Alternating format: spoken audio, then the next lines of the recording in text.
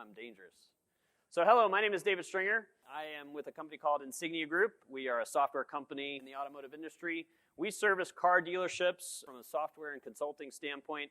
So we've spent the last almost 19 years in the business helping car dealers merchandise accessories during the car sale. So no, we're not an e-commerce solution. No, we don't sell parts online. What we do is we help car dealers sell accessories to car buyers. So we are doing a session today on digital retailing and what that means to a restyler. How many in here know what digital retailing is in the buzzword of the automotive industry right now? Okay, great. So not a lot of people know about it, and that's okay. That's why we're here to talk about it. So digital retailing is the buzzword in the dealership space to sell a car completely online. So find the car, land on the car, finance the car, and take delivery of it without ever having to walk into a car dealership. So that is digital retailing, and that is somewhat of the holy grail in the dealership world right now that the money is chasing. So here are a couple of different segments of what the digital retailing space looks like. More than likely, you've heard of some of these companies that are out there. Carvana is probably the one that you've heard of the most. That didn't suck. You know, that's a great ad campaign. And you can see here, I'm not going to read them all, but it's essentially the amount of money that's being poured into figuring this out. So why is this so hard for a car dealer to do? Well, there's a lot of steps to go through in order for you to be able to take delivery of a vehicle, not the least of which is the whole financing piece and getting a bank to actually run your credit, approve you for a loan, and then essentially put you in that vehicle without ever having to go to the car dealership, right? So in these different segments, it's divided up into the new car space and the used car space. Dealer groups are getting into this in a big way. Of course, dealer groups have a lot of things that online retailers don't. They have space, they have real estate.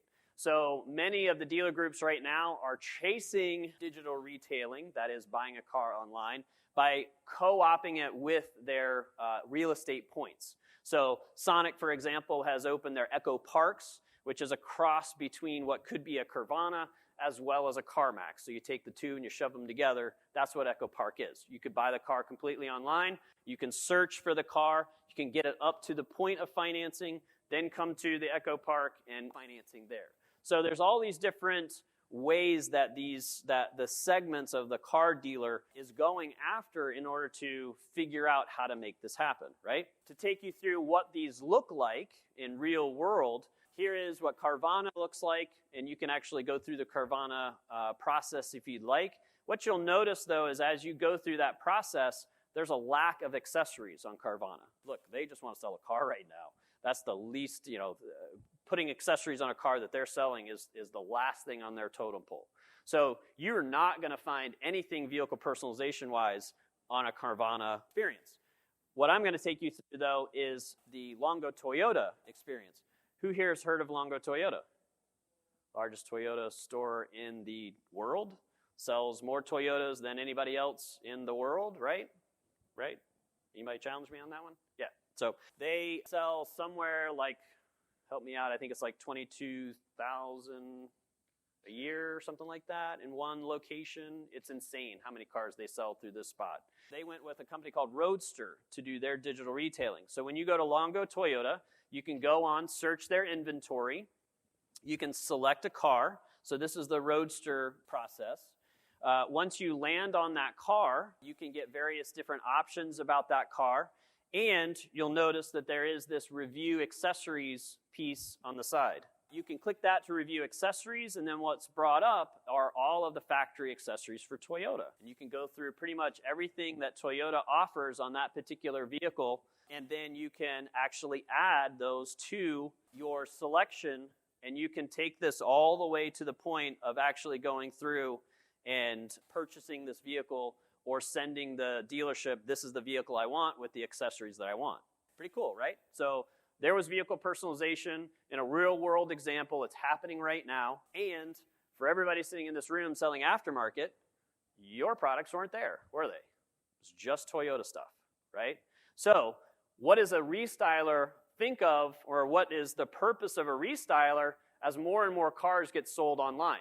okay? So that's essentially what we're going to talk about today. So here's some stats from Cox Automotive. They own DealerTrack, which is one of the 3 major DMS systems that are out there. This is readily available, so if you want to go actually get that, it's coxautomotive.com. And that the whole, they did 4 truths of the connected retail. Lots of really good information, but we pulled out a couple of key pieces of it. Mainly that most car buyers start online.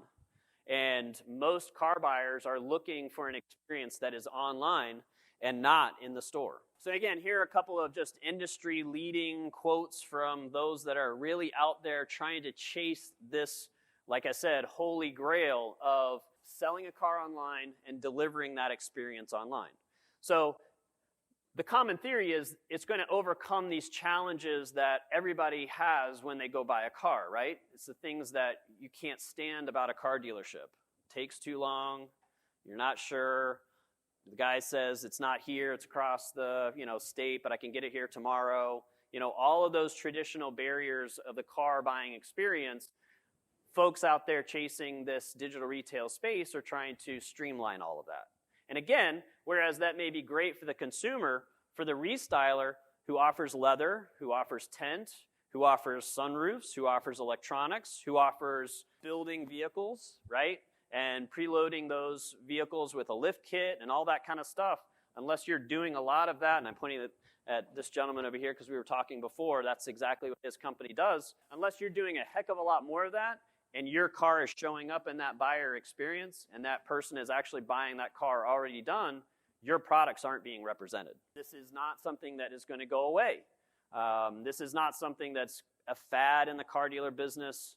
It's with the amount of money that's being poured into it, with the availability of the information online, with how the car buyer is going into the car buying experience at this point in time, this really is not going away. So, central point of the presentation today is, what does this mean for a restyler? Your products are being represented directly to the customer in the car buying process when they're on the lot, when they are going through that process of selecting the car. This has cloth. I was really hoping for leather. No problem. We can do that for you. We can put leather in this vehicle for you. And now those products are being represented directly to the customer at the time of sale. It is somewhat passively. Those that are manufacturers, Best Top being one, you've got product displays that are up. You've got table tents everywhere. You've got things on the wall, right? It's a passive. You're not actually taking somebody over and saying, look at this. Is this what you want for your Jeep? So it's very passive. It's there. You see it. But let's be honest. In the car buying process, when you're buying a car, things start feeling like this after a while, right? And you probably don't see all of these things unless you go into it wanting that. I want a Best Top topper, so I'm going to ask for it. And I'm going to make sure that my salesperson knows. Or guess what? Don't even hassle with me with it. Just sell me the Jeep, and I'm going to go get the Best Top topper straight from Best Top, right? So that's kind of how it's done right now. As we go forward, and as more and more vehicles are sold online, the whole process starts online, and eventually, potentially, your customer buys that car and never even comes to the car lot. When are you going to have your products represented, right? It's got to be, a complete process. Financing will be done, online. So those products would not be financed into the vehicle, which is a big selling point for dealerships to provide vehicle personalizations. And again, that customer may take delivery at home and never see the lot. Don't tear apart my little schematic, my little graph there. As we were getting ready for the show, we realized it was slightly flawed, but it paints the picture of what we're trying to help everybody understand visually, which is, this is sort of the if-then statement. If digital retailing is the future, vehicle personalization products are not part of the digital retailing environment, okay, so that's the big if, then restylers will have a decreasing chance to provide customization. So what this means is, in this space here, here's where the cars are being sold less in the store and more online. It's sort of eating up that opportunity. Now, right here, there's an inflection point, and there's still an opportunity, but the idea is that it's always declining as we continue forward. right now, as we stand here, Restylers and the aftermarket in general is at a disadvantage with these online retail systems. And the reason why is because your products are not being represented in these systems. It's not readily available. And this is a known issue, so I want to be clear too. The companies like Roadster, like AutoFi, they have identified that this is a place that is a need in their overall process. They just have no idea how to solve that problem, right? They're not product folks. They're not vehicle personalization folks. They are process folks helping to sell cars online. They are technologists trying to connect a bank to the process so the bank can make sure that you are a good car buyer to give you a $30,000 loan, right? So representing those vehicle personalization options is kind of like a void for them, and it's scary.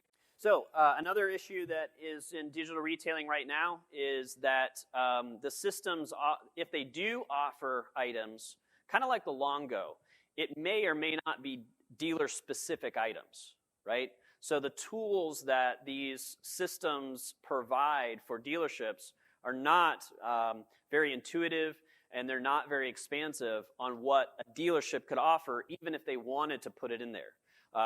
There is one example of a digital retailing system that I have seen personally where you can go through the whole process and you're buying a Camry and you get to a place where it says accessories and they offer you a bed liner.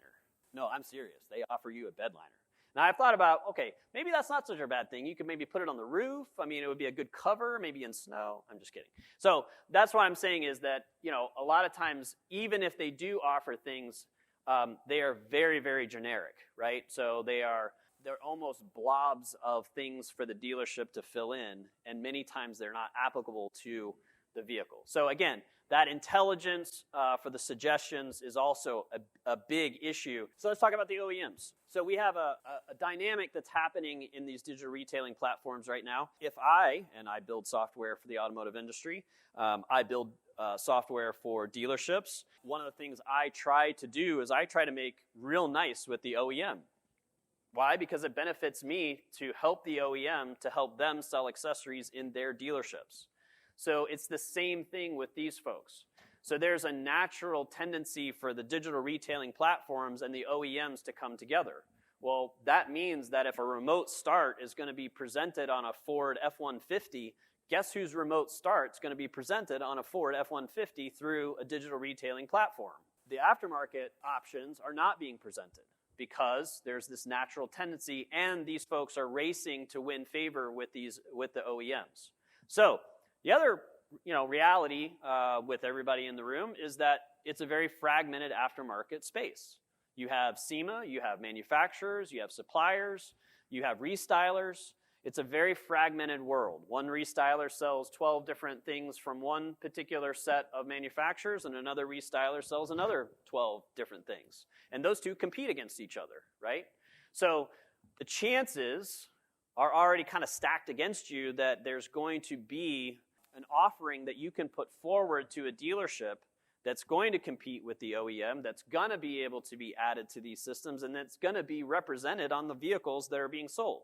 There's a lot of challenges right now in this space, and there is zero representation of what's happening right now to these companies from SEMA. So that's a little bit of my story here too, is I'm hoping that this is a point at which SEMA can take on for the future. All right, so let's take the reverse. Is digital retailing all that bad for a restyler?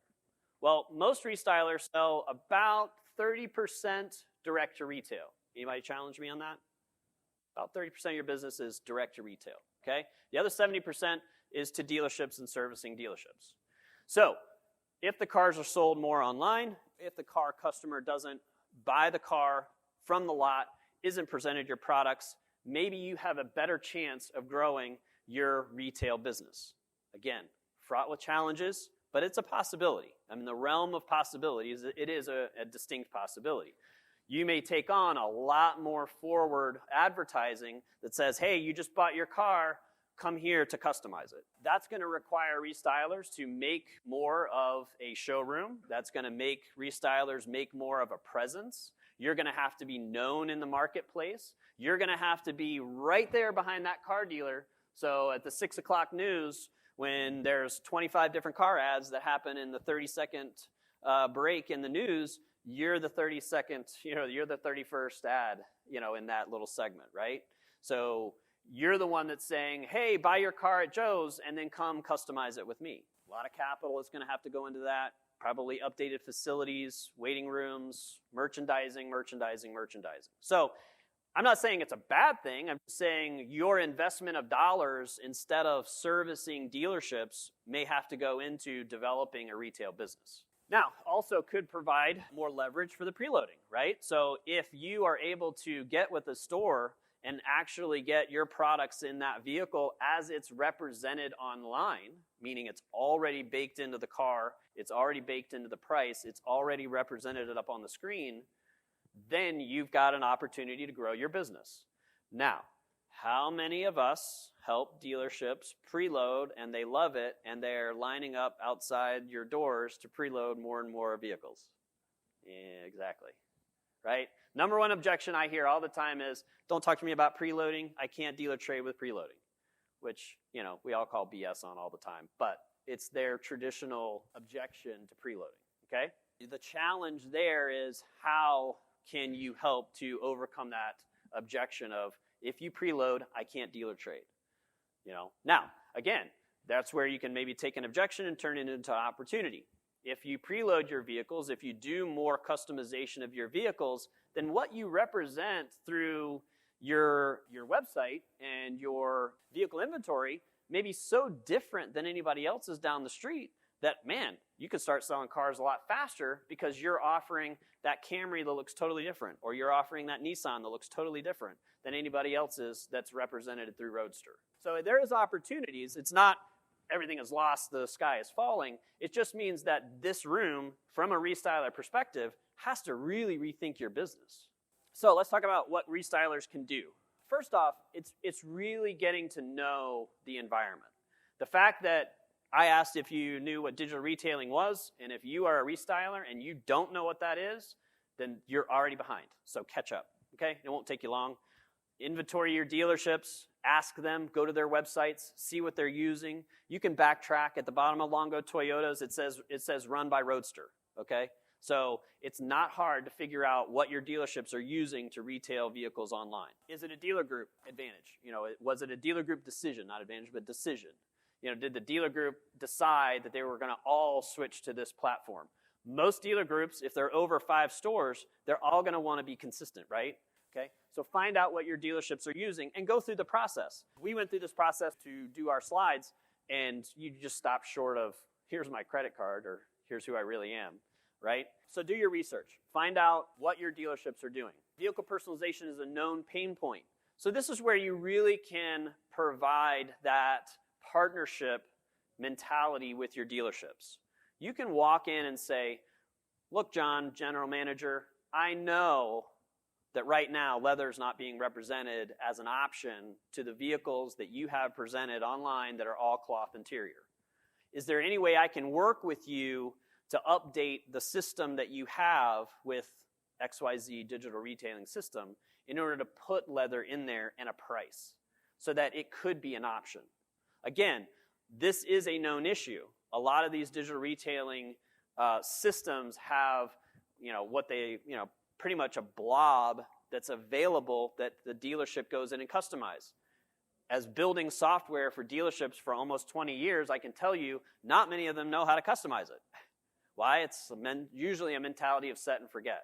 So go in and work with the dealership and see what systems are available. And again, it's a pain point that they know is there, but they are also concerned about, don't screw up my online car deal. Don't screw up my user experience, right? So you can't put 15 different options in this retail experience because you're going to lose that customer. That digital experience is going to get cumbersome, right? And most of these folks that we're talking to at digital retailing systems are like, hey, careful, I can't take the whole catalog of XYZ parts into the system, right? So it's going to be about curation, and we'll talk about that in a second. All right, so everybody's tracking me. I was having a really bad hair day that day. All right, so from here on, is the world according to David, right? And so this is a great time to put up the SEMA show disclaimer. Everything that I'm about to say to you is completely out of my head, right? Okay, so that was all informational. This is all me talking, right? So this is the world according to David Stringer. First off, I think this is a great opportunity for Pro.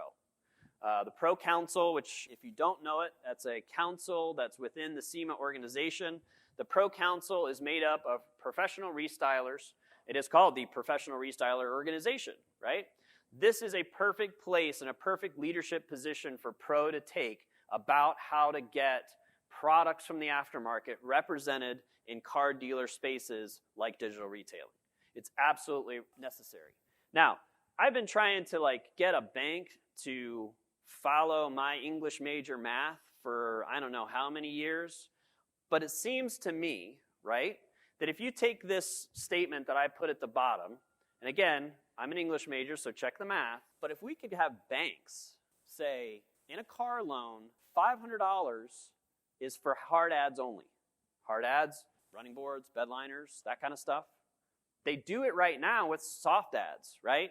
Warranty, etching, talk about any kind of soft ad you want to, tire and wheel packages, insurance, gap insurance, those are all soft ads.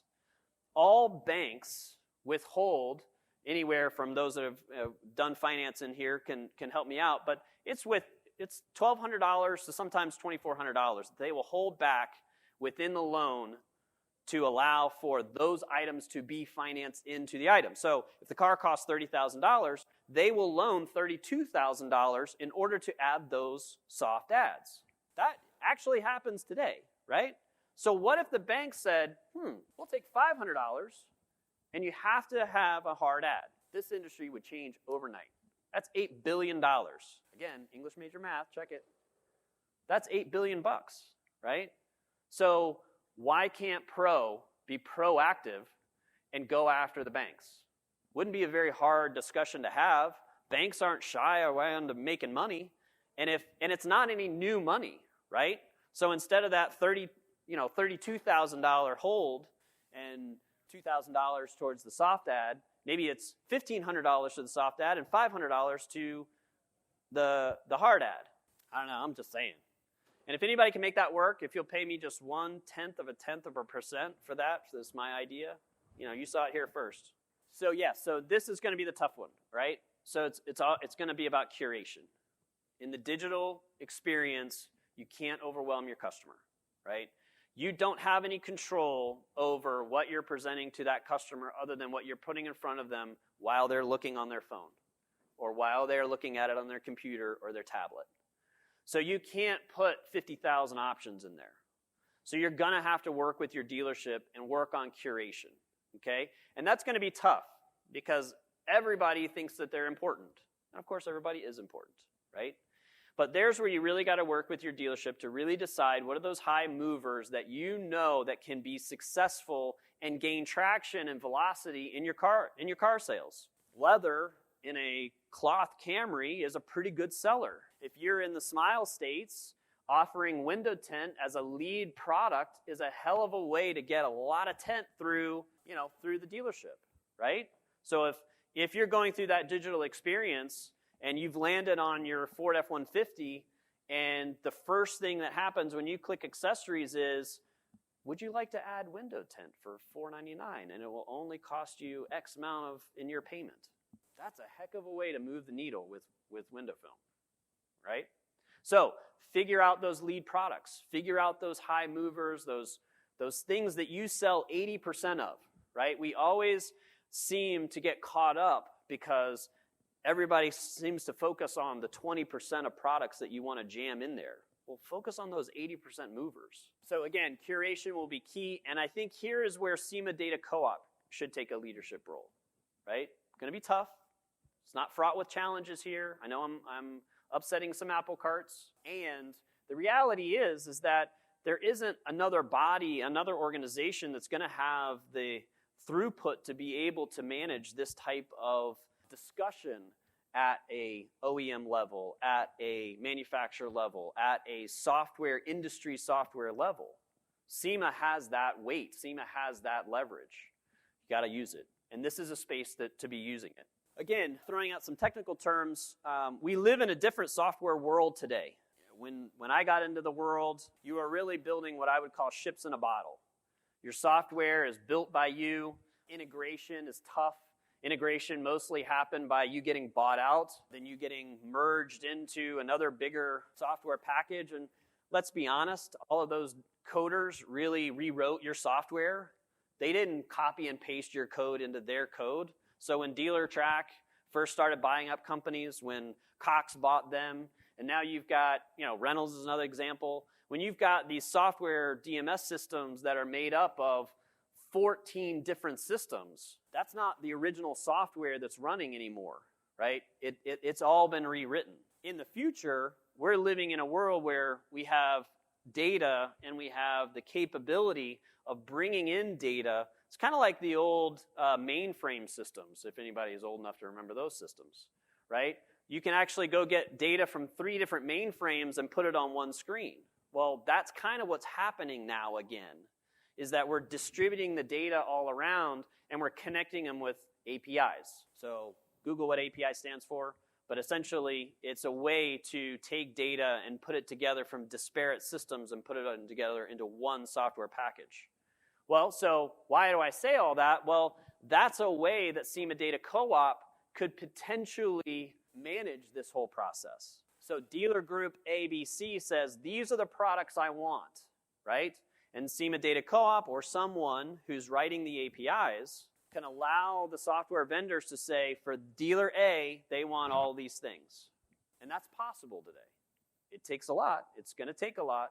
But that would be a possible outcome today, is that we're able to source different information from different places, which makes it so important why the restyler needs to get into your dealer or dealer group today and say, let's figure out what that product portfolio looks like for you going forward. Restylers must adapt and change to this new environment. There really should be little doubt that it's going to happen, right? So what effect will the restylers have on that industry and on that process? I don't know. It's a mystery. All right. Questions? Comments? Yeah. That's an awesome question. And I think initially it's going to narrow the focus. It has to, because we have to build. It's kind of like when you build a highway. You first build a 2-lane, and then you build an 8-lane, right? Well, we can't go build the 8-lane right now. It'll just overwhelm people, and you won't sell any cars. If we build the 2 lanes and we stay very narrow, but the future is we're going to have to expand this highway, and we build it like that, then I think it could be a place where if I'm going through the car buying process and I have all kinds of different interests, I can go out onto those interests and not ruin my experience. That's the key that the Roadsters and the Vrooms and anybody who's building a digital retailing process, they don't want you to leave that process. They don't want you going off to other websites, because most shoppers that are on a site, and our friends from Amazon are here, most people that are on a site, they don't want anybody going anywhere else because they won't come back, right? So it's almost the same mentality as right now in a car dealership. No, don't leave. Don't leave. Oh my God, don't leave, right? It's the same mentality. So I think to begin with, it's going to narrow the view, but I think the opportunities in the future to allow a customer to really go out there and explore different products is there. Technologically, we're just not quite there yet. So stepping out of that role of the presenter right now and just giving you industry feedback, yes, we see that on our end. And we've actually written several blogs about it, about very large Toyota stores realizing that they could bring those things in-house. We had, as an example, had one major Toyota store bring a guy in from a restyler to do nothing but remote starts. And they went from shopping out the remote starts to putting them in, and they do, 100 remote starts a month, or some ungodly number, whatever the right number is. So yes, that's happening. I think many restylers are feeling that, and I've heard that from many restylers. The issue there is that you're fighting a battle of perception and volume, right? If I'm high enough volume, I can justify as a smart service manager that I could start doing that stuff, and a smart parts manager gets together and says, I need to make a number over here for my OE accessories. If you can work with me, Joe, on a tech and give me one bay, I'll fill that bay, right? So you're battling a really difficult dynamic inside the dealership, because at the end of the day, it does save them more money and it's more profit, right? No doubt about it. I'll argue until I'm blue in the face, and if you show me financials, go ahead. But the reality is you're fighting a kind of an uphill battle. That's where service makes a difference, meaning your service. So clearly you've done the right things by they keep coming back to you to fix the stuff that they're screwing up. That cycle will change, meaning eventually they'll stop getting sick of bringing you vehicles to fix, right? Either they're going to fix them right? Or they're going to abandon that and just say, fine, we'll just send them back out again. So I think that's where you stay relevant. That's where you stay there. Never burn a bridge, as I always say. And it's really about service and staying in front of what the potential pitfalls. Most car dealers do not want to install leather, period. They don't, right? So that's one place where Restylers stay very relevant, and that's all about service and just being there. And again, taking some of these proactive things, getting into that new car sales. A lot of Restylers will make best friends with a sales manager and a GM. Very rarely do they ever talk to the inventory manager. Why? You should go sit down with the inventory manager. Why? Because he's ordering the cars, right? Hey man, don't order that entertainment package on that particular one. I could do the same thing and make you twice as much money as it's coming from the factory. Okay, well, I know you don't want to sit there and stare at me the rest of the day. So I wish you a great rest of your SEMA, and thank you very much. Really appreciate it.